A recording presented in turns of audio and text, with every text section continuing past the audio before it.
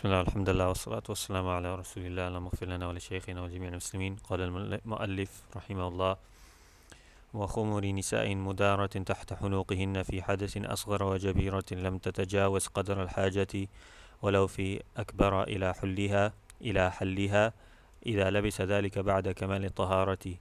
ومن مسح في سفر ثم أقام أو أعكس أو شك في ابتدائه فمسح مقيم، وإن أحدث ثم سافر قبل مسحه فمسح مسافر، ولا يمسح قلانس ولفافة ولا ما يسقط من القدم أو يرى منه بعضه. وإن لبس خفا على خف قبل الحدث فالحكم للفوقاني، ويمسح أكثر العمامة وظاهر قدم الخف من أصابعه إلى ساقه دون أسفله وعقبه وعلى جميع الجبيرة. ومتى ظهر بعض محل الفرض بعد الحدث أو تمت مدته استأنف الطهارة.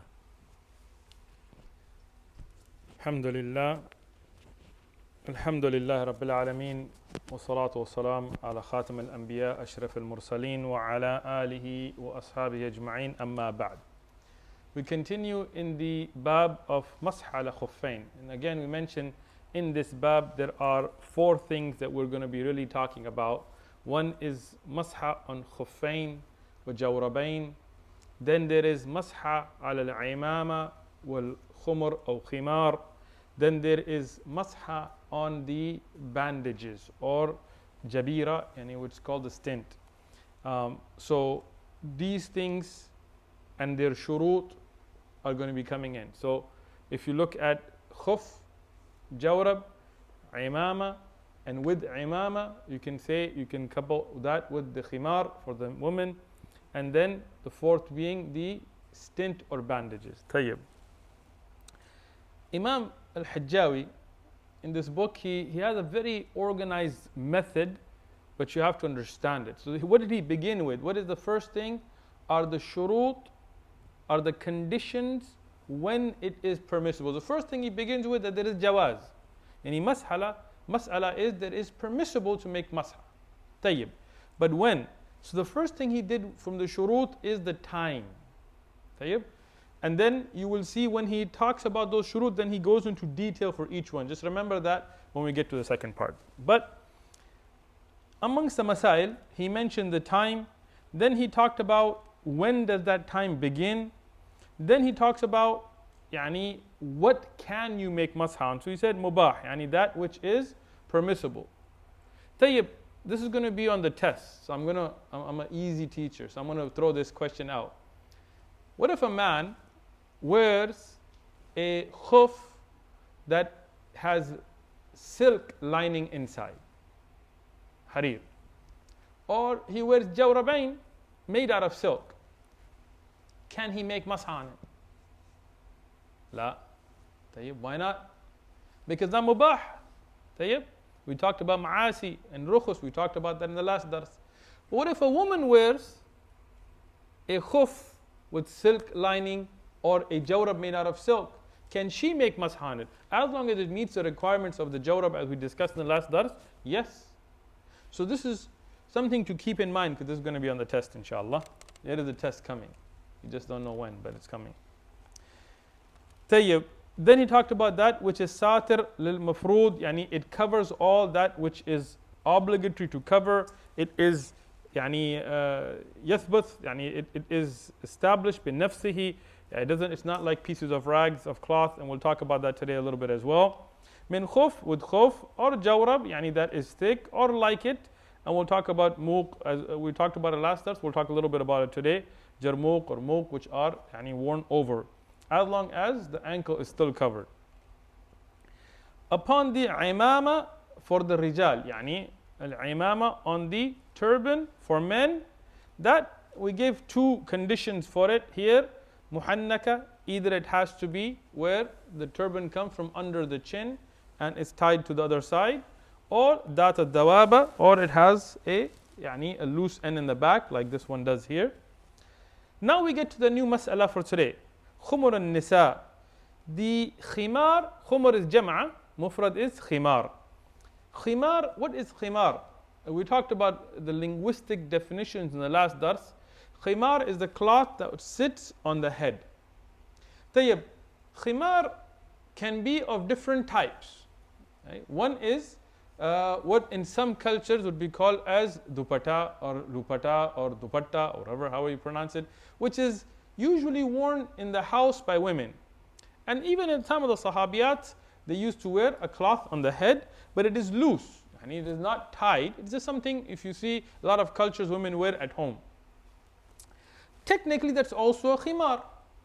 طيب, technically, even the shimagh or the ghutra that's worn linguistically could be called khimar as well, even though in the Shari'i way it would not be. طيب?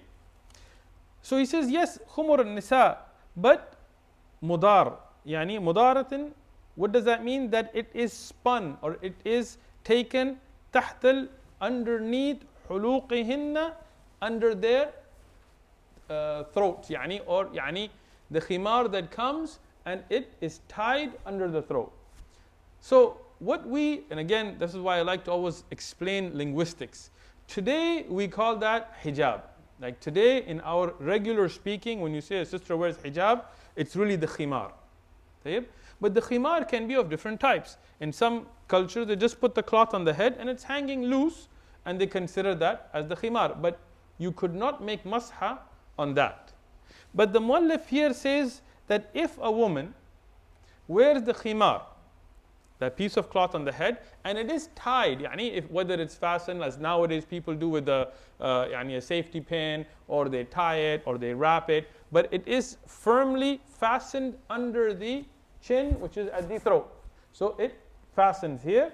So when you have a hijab or the khimar like this, the muallif says that a woman can make masah on it. طيب, so let's discuss this issue. First thing, there is khilaf of ulama on this issue. The mas'ala here is from the mufradat of the Hanabila. Even though the Zahiri madhab also agrees with the Hanabila here, but mufradat, when we talk about in istilah, it means the other three madhab. The Hanafi madhab, the Shafi'i and Maliki madhab, they do not allow for the woman to make masah on the khimar by itself. And if you find in some of the Shawafiya books, they said even if she hid some of the hairs and then does it, or puts her hand in and so on and so on. But the Hanabila and Ibn Hazm al-Zahiri in Muhalla also supports this view. They take the view that a woman can make masah on the khimar. طيب, but there are shurut, like the imama, like the khuf. What? First and foremost, all of these things, all of these, you had to have had Taharah when you put them on. You had to be in a state of Taharah. So meaning a woman wakes up from sleep, throws a khimar on, and then goes to make wudu and makes masah. Can she do that? La. She wasn't in a state of tahara. She woke up from a deep sleep of night. La. But let's say a woman gets up, she makes her wudu properly. Then she throws the khimar on. Tayyib. Now it's tied. Like it's not just a loose piece of cloth. It's tied underneath her chin or by her neck. Tayyib. Now, can she make masah on this without having to put her hand into her hair? According to the Hanabila, yes. Tayyib. Let's get into adillah. What is the proofs? Those who do not allow this, like the Shawafi' and the Malikiya and the Hanafiya, they said that the asl is that you have to make masah of the ras. In the Quran, the hukm is for the ras, for the head. And we don't have a hadith from Rasulullah sallallahu alaihi wasallam giving an exception. Tayyib, but this statement has to be evaluated. No doubt the asl is that you make masah on the head. But Rasulullah sallallahu alaihi wasallam did instruct the Sahaba in some of the ahadith, like the hadith of Bilal radiyallahu anhu, to make masah al khimar, yani on the khimar. Tayyib, but the other a'imma and ulama refute that. I always want to be balanced. Like I look at all the different, I mean, even though I'm not going into each book and things, I look in the books of the different madhahib before I come to you. Why? Because I don't want to represent a ta'assub or a partisan view. Those ulama said, no, the khimar here is referring to the imama. Which is interesting because many of those ulama don't allow masah on the imama. So if they take this view that khimar here in the hadith of Bilal radiyallahu anhu is referring to the imama, then how come they don't allow the masah on the imama? Tayyib. But let's leave that. Let's say, for example, that they're right. Let's give them the benefit of the doubt here. طيب, but Rasulullah sallallahu alaihi wasallam is not going to wear the khimar of nisa, and he's a man, and it's haram for a man to dress like a woman. So he wore the imama, and he made masah on the imama. The Hanabila said that if this rukhsa, alaykum assalam wa rahmatullah, is given to the man, a woman should not be deprived of it. Yani when rukhsa comes, usually men and women get it equally, unless there is some dalil to give khas to one or the other. But those ai*imma and ulama that disagree refute that call of the Hanabila, and they say, well, you have to have dalil. We have a dalil tayyib for the imama, tayyib, but where is the dalil for the khimar? So we will say that let's see if there is explicit dalil of a sahabiya making masha on the khimar. There is. And the hadith of Salama radiyallahu anha, al-Mu'mineen, Salama radiyallahu anha, and this hadith is mentioned in the Musannaf of Ibn Abi Shayba, and Ibn Hazm has also mentioned it in Al-Muhalla. The Takhrij, when I looked in the Sanad, this is an authentic hadith. Tayyib. But now, the other madahib, they refute and say, well, the fi'l of just one sahabi is not a dalil. Tayyib. But here, we refute that as well. How? This is not any ordinary sahabi. This is al-Mu'mineen, Salama radiyallahu anha. She is the mother of the believers, and she is the example for the believers. The Ummahat al-Mu'mineen are the example for the believers. And because this is an action that is a Shar'i hukam, meaning that this has to do with the invalidation or the validation of wudu, it's a serious issue. When the mother of the believers does an action, many of the ai*imma and ulama said that this was done in front of Rasulullah sallallahu alaihi wasallam, that would be then marfu'. Why? Iqrar al-Nabi alayhi salatu wasalam. Tayyib, what if you say, no, that's not explicit? We say that still has the hukum of being marfu'. Why? As we discussed in the Mustalah al-Hadith dars, when a sahabiya or a sahabi who is well grounded in knowledge gives a hukam that has to do with something very important, like the invalidation of wudu and so on, and there is nothing khalif to it, no sahabiya said, no, it cannot be done. And it's not just any unknown sahabi, it's say Ummahat al-Mu'mineen, from one of the mothers of the believers. We say the hukam is marfu'an, and it's sahih hadith, and it goes along with all the other adillah. And if you look at hadith about khimar and Rasulullah giving the hukam and making masah on the imama and so on, we say then this means that this is a dalil from a sahih hadith that at least hukman is marfu' from Rasulullah sallallahu alayhi wasallam, and there is nothing khalif to it established. So this is the correct opinion, even though it's from mufradat. And al-Zahiriyah also agree with this opinion. And some of the ai*imma from other madahib also took this view, but this is not the jamhur. Yani. Tayyib. But it has to be, as we mentioned, spun underneath the neck so that it is tied. في حدث أصغر. يعني in the hadath al-asghar. We talked about two types of hadath, right? What are the two types of hadath? Asghar and akbar. What's asghar? What is the smaller hadath when you need to perform wudu? What is akbar? When you have to perform ghusl. In ghusl, you cannot make masah on anything except jabira, except for the splint. We'll talk about that inshallah. But the regular masah, whether it's on the imama, whether it's on the khuf, whether it's on the jawrab, whether it's on the khimar, whether it's on yani nahuhima like muq, which is also called jarmuq, which are the bigger boots worn on the outside and so on, all of them are for wudu, not for ghusl. For ghusl, you need to take them off, except the only exception is going to be bandages or splints or those things that are wrapped out of a medical necessity, and we'll discuss that inshallah. Tayyib. And we'll talk about the adillah for that as well. وَالْجَبِيرَةِ Jabiratin, yani this is the what's called the splint. In the time of Rasulullah sallallahu alaihi wasallam, they used to take date palm leaves and wrap up wounds, because they didn't have yani gauze and stuff like our time, but they would wrap up wounds. This would be like their bandage. Obviously, they didn't have Johnson & Johnson making bandages at that time, or yani gauze or those strips and things like this. But qiyasan on that, we have the hukam today as well. So when you, may Allah protect us all, but if somebody breaks their arm or breaks their leg or breaks their head or breaks their finger and they have to go get it bandaged or they have to get it a splint or you have to get it wrapped up, how will you deal with that from the aspect of wudu? So the muallif here says also for the splint, as long as it does not exceed qadr al-haja. Tayyib, now here there are some differences between masah on everything else and masah on the bandages or the splint. What is one of the differences here? For everything else, it should cover as much as it's obligatory to wash, even without necessity. Tayyib? Meaning the khuf, you may not need the khuf to cover your ankle. You just may want the khuf to cover the bottom of the foot, the sole. But for you to be able to make masah on it, the khuf has to cover the whole foot, including the ankle. Tayyib? Now, what about the imama?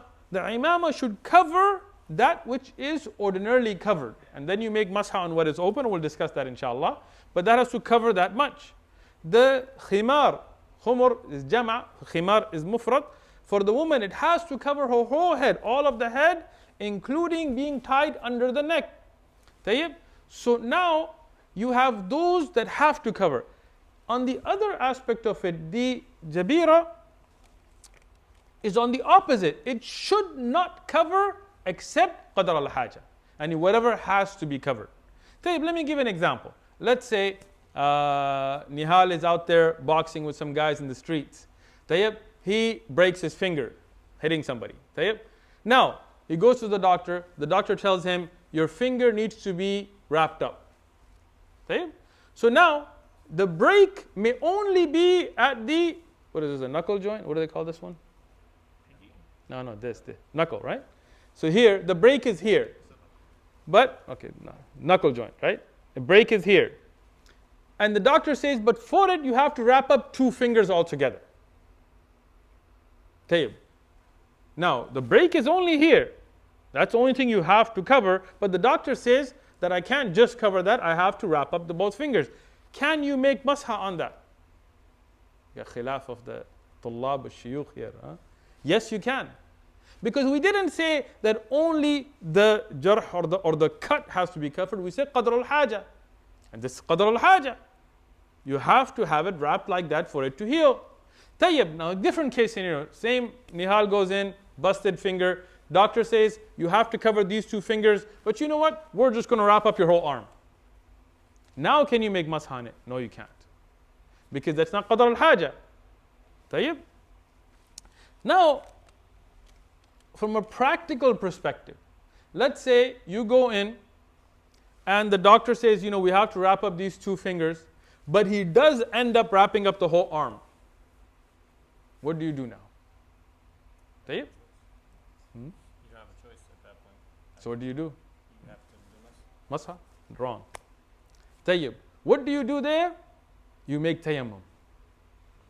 Here, you cannot make masah. You cannot wrap that which is fard to wash without a shari'i reason. And your choice was that you shouldn't have done it. Now, if you can take it off and wash it, you can. But if you cannot, the sharia does not put a burden on you more than you can handle either. The doctor did it. Now what can you do? I can't take it off. I'm not a doctor myself. What do? You make tayammum. Because here now you are ajiz. You are unable to wash what must be washed. Tayyib? There are some adillah and stuff we can discuss a little bit, but I don't want to go too deep because we're trying to make some progress here. Tayyib. Now what does he say? Law fil akbar.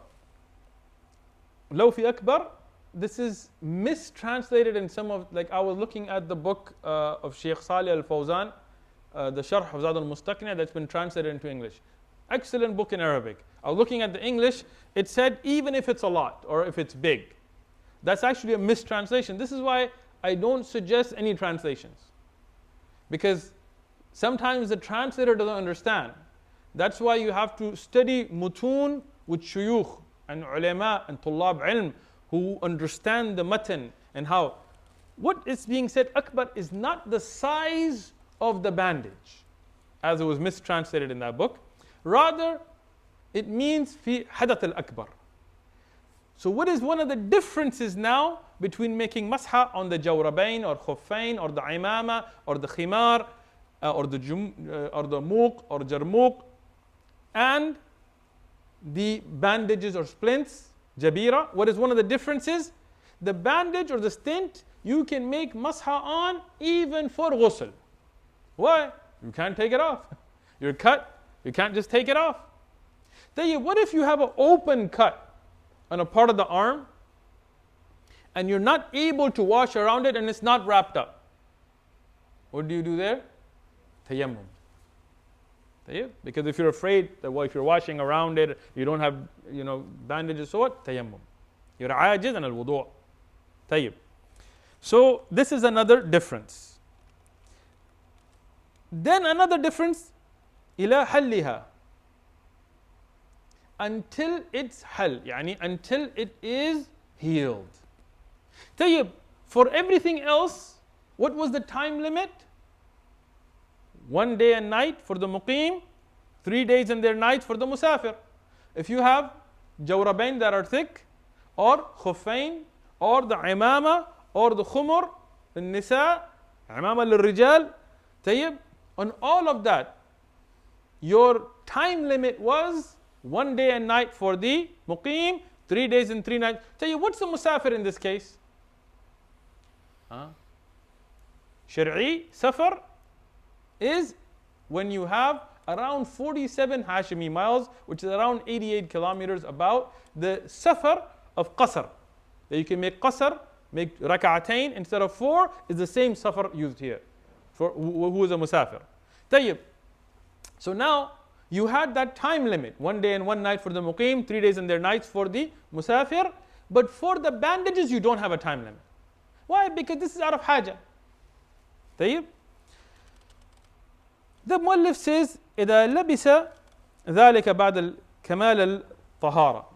If it was worn after a complete form of tahara, meaning that if you want to make masah on the jawrabain, or the khuffain, or the imama, or the khimar, or any of these, when can you do it? It is after you had a water washed wudu, meaning you washed your feet, for example, then you put the jawrabain on or the khuffain. When does the time of your day start? We already discussed it, I'll discuss later, but this is about a shart. But what about bandages? According to the mu'tamid of the madhab, Zāhir al-madhab, even for bandages. But Ibn Qudama and Sheikh Ibn Uthman and many imma and ulama disagreed with this from the Hanabila. They said with a bandage you don't have a choice. Yani you get hurt, you don't have a choice. Wait, let me make wudu before you put a cast on my arm. If you have the ability, ijma'an ulama agree you should, if you have that ability. But if you didn't, the mu'tamid of the madhab is you will make tayammum. But within the madhab there is a qawl, wallahu alam, there is great imma and ulama and there is no sarih dalil either way. But the Sheikh Ibn Uthman, or many of my own teachers like Sheikh Sadiq al-Manna and others, they took the opinion that, as Ibn Qudama from Hanabila and others had taken as well, that this is due to haja, so having wudu is not a shart for it. But since we don't have dalil, wallahu alam, we will say that the best thing, the safest is what is the madhab, which is that if you can make wudu, you should. If you are unable to, do tayammum. Why? Because that takes you to a safe place that everybody agrees you are doing something correct. Tayyib. So now I want to summarize 4 key differences you should all memorize between making masah on al-jawrab, khuf, imama, khimar, muq, all of that, and jabira, and the splint or the bandages. What are 4 key differences? One, that there is a difference between them, that the rest can only be utilized in hadath al-asghar, yani to make wudu', but the jabira can be used for hadath al-akbar. That's the first. This might be on a test, so I would write these down or memorize them, as you guys are intelligent, inshallah. Secondly, There is no time limit for the bandage when there is a time limit, which is 1 day and night for the muqim and 3 days and their nights for the traveler, for everything else. Third, making masah on the jabira, on the stint or bandage is wajib. It's obligatory. When making masah on the khuf or the jawrab or the khimar or the imama is a rukhsa, it's not wajib. It is a leniency or a what did we translate rukhsa as before? Concession. It's a concession. You don't have to make masah on the khuf. It's a concession. But when you have a bandage that if you take it off and you make masah on the cut and it will harm you, it is wajib on you to do it. There's a difference there. Tayyib. And the fourth difference is when you have a splint or a bandage, you make masah all over it. You don't just make masah on it. For the khuf, and we'll describe this in here, you just make masah on the top of the khuf. You don't make masah on all around the khuf or the jawrab. Or even the imama, you don't go and you're not like doing the whole thing. You just do on the top of it, the akthar, the most of it. But if you have a splint, you make masah all around it. Tell you, what are the adilla? The base dalil for the jabira, for the splint or the bandage is the hadith. It's called Sahib al-Shajja, the Sahabi that was hurt, and he asked some of the Sahaba, Rasulullah was not there, that he had a cut, should he do the ghusl or not? The Sahaba having a lot of taqwa, but those Sahaba that were asked this question not being grounded in knowledge, they told him making ghusl is fard. You have to go make ghusl even if you're cut. So he made ghusl and he died from it. So Rasulullah sallallahu alaihi wasallam said, قتله, they killed him, فقتلهم Allah. May Allah destroy or kill them. Very harsh dua, because they did something that was very wrong. If you don't know, ask. And Rasulullah was saying, if they didn't know, couldn't they just ask? And this is a very important hadith. I'm going to make a point that's not related to the subject here, but it's very important. If you don't know, don't answer the question. Nobody forced you. Nobody put a gun to your head, you must give a fatwa. Wallahi akhi, people drive me crazy. People, sometimes you're sitting in a dars, and a sheikh is giving a dars, and somebody asks a question, and some jahil, totally ignorant, jumps in and gives the answer and gives the wrong answer. Who asked you to answer? Wallahi, for me, I hate to give answers. I have to sometimes, because whatever Allah has endowed upon you, you have to share the knowledge. You can't hide the knowledge. But I hate it because it puts you at a risk. What if you're wrong? Some people are jahil, they love to give the answer. Why? When you do that, look at the harsh wording of Rasulullah sallallahu alaihi wasallam against them. If you don't know, stay quiet. Say, Wallah, la adri wallahu alam. It's easy. A famous story of the people that went to ask Imam Malik, and for most of the question he said, La adri wallahu alam. They said, you are Malik, you're the great Imam. He said, if I don't know, I don't know. You want to make me a bridge to Jahannam? Subhanallah, think about this. When people are just going off and posting and putting comments and making comments with no knowledge, not knowing the hadith and not knowing why. If you do this, Allah will hold you accountable. So Rasulullah sallallahu alaihi wasallam in that hadith explained, and this hadith is reported by Abu Dawud. It's a Hasan hadith. Some of the ulama even call it Sahih li ghayrihi. Sheikh Albani graded to be Hasan. It's maqbul, it's a reliable hadith and has many asanid for it as well. So in that hadith, Rasulullah sallallahu alaihi wasallam said that he could have just made masah around it. He should have wrapped it up and made masah. So what does that tell us? First thing it tells us that you can make masah on the jabira even for hadath al-akbar. That's a dalil. Secondly, it tells you that it's wajib. Because Rasulullah ordered it and made dua against those who said you couldn't. Third, it tells you that you make it all around. You don't just make masah like you do on the jawrab. And many adilla for that come from there. Then the muallif continues with now an explanation of the earlier shurut. Tayyib? What was the first shart given about the time? Yawm, tayyib, wa layla, for what? Lil-muqim. وثلاثة أيام, 3 days, وليالهن for the musafir. But how does that work? We said that according to the madhab, is that it begins at the time of hadath. Meaning you put on a jawrab. Does your day begin there? Some of the ulama said yes. But and there's no sarih dalil either which way. So we have to look at the reasons behind it. Tayyib, is the rukhsa just putting on the jawrab? La. The rukhsa is that when the hadath happens, you can make masah on it. So until the hadath happened, you are not utilizing any rukhsa. So the Imma said, based on that reasoning, the time begins from the time you break the wudu, having put on those socks or jawrab or khuf or amama, whatever. They give other adillah, one of them being that let's say you put the jawrab on, you still have your wudu, you take it off.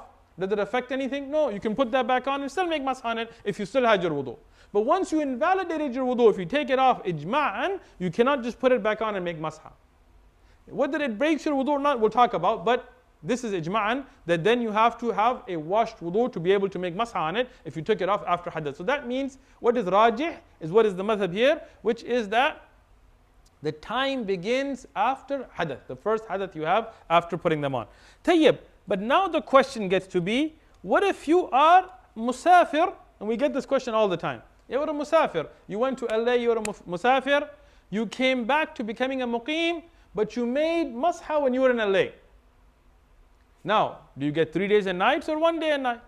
So here the muallif he says, فَمَنْ مَسَحَ فِي سَفْرٍ ثُمَّ أَقَامَ أو عكسها or the other way. طيب, عكسة means to go the opposite of that. What does it mean? If you were a muqim, if you were a musafir, and you came back to your town, you became a muqim, or the opposite, meaning you were a muqim and then you made masah, you broke the wudu, you made masah, and then you started your travels. طيب, here, shakka, or he has some shak when he began. طيب, when that began, فَمَسْحَ مُقِيمٍ. So then he makes masah like a muqim, which is what? 1 day and its night. طيب. The exception to that is in ahdatha.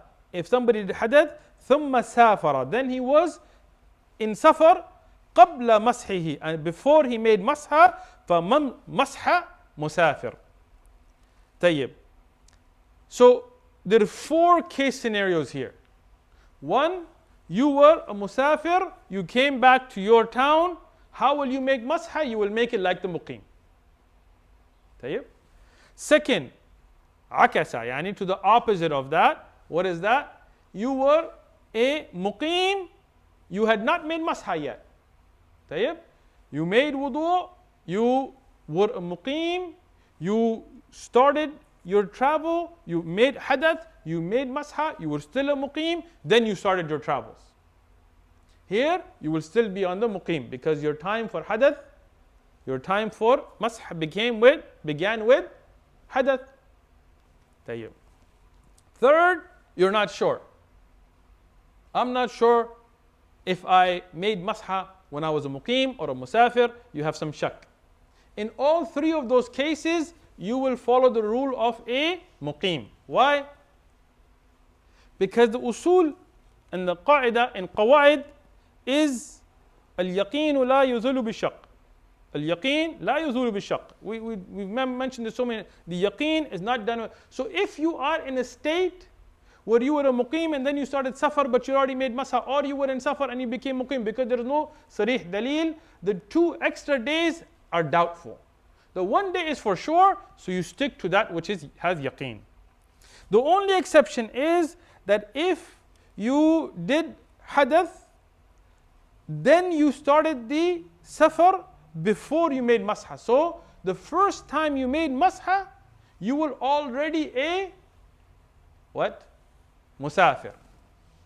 Here you did not utilize the rukhsa until you were already a musafir. So in that case, you make masah of the musafir. طيب. The muallif he continues, وَلَا يَمْسَحُ, and you do not make masah on the qulanis, which is the jama for qulanswa. What is that? We said that is what is currently called the kufi or a taqiyah or a cap or a topi or topi or whatever, the hat that is by itself without the imama, then there is no masah on that. And this is the opinion of the Jumhur. Many of the A'imma mention ijma' on this mas'ala, even though I found some of the A'imma who took this mas'ala, so we cannot say ijma'an, but no doubt Jumhur and the four madahib in the mu'tamid, the opinion of the madahib, have agreed on this. طيب. ولا لفافة. Lifaf is, we mentioned khirqa, which is rags or just pieces of cloth. So if you just take a piece of cloth and you wrap it around your foot without it being fastened, without it being something that holds, then no. And that is true for that which does not stay on the foot, that which falls off, which is the second as mentioned here. Why? What is the illah? What is the reason for having jawaz to make masah? It is because the mahal or the area that is mafrood, that is obligatory, is covered. If I just wrap a piece of cloth and as soon as I start walking it falls over, then that which had to be covered is open. You're not actually covering. And it does not come under the tiding of jawrab or khuf or jarmuq, which is also called muq. So there is no dalil for this. There is no shari'i dalil that just a khirqa or lifafa can be considered to be something you can make masah on, so you cannot. Nor that which yura shows minhu, shows from it ba'dahu. Ba'dahu what? A part of it. And we talked about this regarding the khuf and so on, that if it exposes that which is fard to wash, then you cannot make masah on it. طيب, the muallif, he continues, وَيَمْسَحُ, and you make masah أكثر العمامة. On the imama, you make masah on most of it. Meaning, when you make masah on the imama, like this, you don't make masah.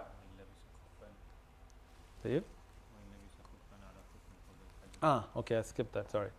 Jazakallah khair. وَإِن لَبِسَ الْخُفًّا عَلَى خُفٍّ. If you wore a khuf on top of another khuf, قبل الحدث, before you made hadath, فالحكمه, then the hukm is for the فوقاني, the one that is on top. طيب, للفوقاني ما هو الفوق الخف داخله. So if you wore a khuf and a khuf over it, for example, most of us, when we wear khuf right now, we wear a jawrab under it. Or some people wear two socks, two jawrabain on one foot. طيب. So which one is the hukm on?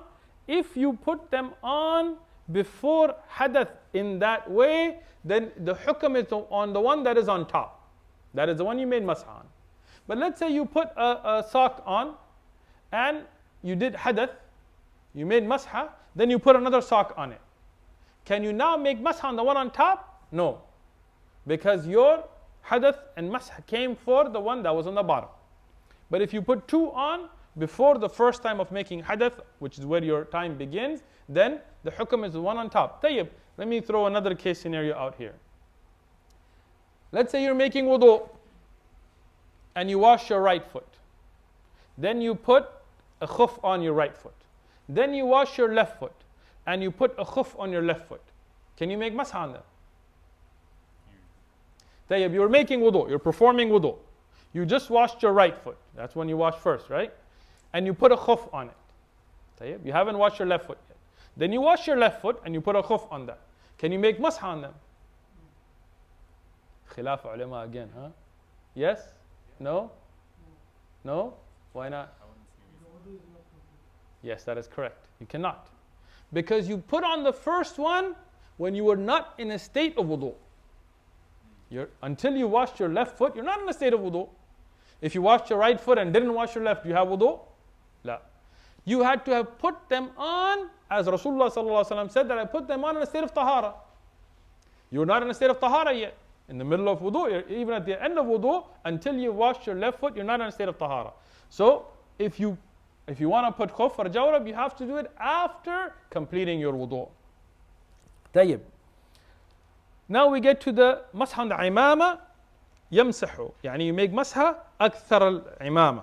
You make it on most. So what you do, you begin your masah on the front, you go to the back, If a part of your head is exposed from what masah has to be made, then you continue on that. If your imamah covers everything, then what is rajih is that you make masah just on the imamah. But you don't have to start making masah on every part of the imamah, la, just where the head is. Tayyib? You don't have to try to get to your each individual little place. No, this is not the way Rasulullah sallallahu alaihi wasallam did it. Tayyib. And ظاهر القدم الخف يعني القدم الخف on the upper outer part of the khuf من أصابعه إلى ساقه. طيب. So you do the masha on the khuf. I'm gonna stand up, see if you can see it in the video. Inshallah. You can see the khuf. طيب. Not my leg. So you make masha on the top from the fingers to where the pass from the top until here like this. طيب. This is masha on the khuf, on the top part, not on the bottom, not the sides, right? Not just like this. This is how you make masha on the khuf. As the muallif mentions, as has been mentioned from Rasulullah sallallahu alaihi wasallam, dun asfalihi, not what is underneath it or on the back of it, but only on the top. And the hadith for this is the hadith of Ali ibn Abi Talib radiyallahu anhu that Imam Ahmad has mentioned in his Musnad, Sheikh Albani and others graded to be sahih, where he said if the deen was based upon opinions, upon the rai, if it was based upon opinions, then the masha would be done on the asfal, on the bottom of the khuf. That's what gets dirty. But the deen is based upon obedience to Rasulullah sallallahu alaihi wasallam. I saw Rasulullah sallallahu alaihi wasallam making masha on the zahir, on the top of the khuf. So you make masha on the top of the khuf. And this is what is mentioned from Ali ibn Abi Talib radiyallahu anhu marfu'an. And he said, I saw Rasulullah sallallahu alaihi wasallam, so it's marfu'an. And this is a dalil. وعلى جميع الجبيرة, and on the whole of the stint or the bandage, as we mentioned. Why all of it? Because that's what's mentioned in the hadith of Sahib al-Shajja, as we mentioned the hadith to be reliable hadith as mentioned by Abu Dawud in his Sunan. Tayyib. The last thing that's mentioned here, that ومتى ظهر بعد المحل الفرض بعد الحدث, يعني if you did hadath, and for example you made masha or you didn't, after that you took the khuf or the jawrab off where it showed that which was fard to wash. This case, or tammat, or the completion of the muddatuhu, the mudda, the time, meaning 1 day and night for the muqim and 3 days and their nights for the traveler. Then according to the mu'tamid and the madhab, your tahara is invalidated, meaning you need to either, according to some of the ulama, wash the feet, meaning for the khuf, or make a complete new wudu. Now there is some khilaf ulama here. Sheikh ibn Uthman, for example, in Sharh al-Mumti', he said that if the time expires, or in this case, if you take the khuf off, it does not invalidate your wudu because it's not from nawaqid al-wudu. So according to many of the a'imma and ulama, this mas'ala is that you cannot make masha after it, but your wudu is intact. Meaning, let's say Musa performs the wudu, he puts on the khuf. Tayyib. 1 day and night passes from the first time of hadath. Tayyib. But now when that time expires, he's in a state of wudu. According to the muallif here, now his wudu is invalid. Either he has to, according to some of the a'imma, at least wash his feet because that rukhsah has expired, or perform a new wudu. But Sheikh ibn Uthaymin said that time being completed is not from the nawaqid al-wudu. And the same is true for another case scenario which is here as well, which is that he put those khuf on, he did hadath, tayyib. Now his time has begun, his rukhsah has begun, now he took the khuf off. Tayyib. According to Sheikh ibn Uthaymin, now the rukhsah of being able to make masah on it is no longer there. Meaning, if you put that back on, you cannot just make masah on it because you put it on in a state of rukhsah, not in a state of tahara. But your wudu is still intact. The madhab is that it's not. Tayyib, I gave the opinion of Sheikh ibn Uthman and his dalil, but I will also give the opinion here. The dalil here, they said because when you were given a rukhsa, when the sabab of the rukhsa completes, your wudu is invalid. And they give the dalil. The dalil is tayammum. If you did tayammum and you got water, now the rukhsa that you had of tayammum is gone, your wudu is gone. You have to, ijma'an, if you did tayammum and you find water, you have to make wudu. So the Aimma said, if this is a rukhsa and the time of it is completed, or it is, you showed that which has to be kept hidden, then the rukhsa is now completed, you need to make a fresh wudu. Wallahu alam. Again, there is no sarih dalil, so I'm not going to say rajih and so on. But I will say the safer opinion again is that of the madhab. The safer opinion is that in that case, you at least wash the feet, or for khuffain and jawrabain, or perform a new wudu. That is safer. It will take you out of khilaf. It will keep you in the safe way. When there is no sarih dalil, then it's better to stay on the safe side. If there is a dalil, then yes, we follow the dalil clear. Tayyib? And inshallah, this will end our bab of masah al khuffain. We'll begin with nawaqid al wudu at the next dars. Jazakumullahu khairan.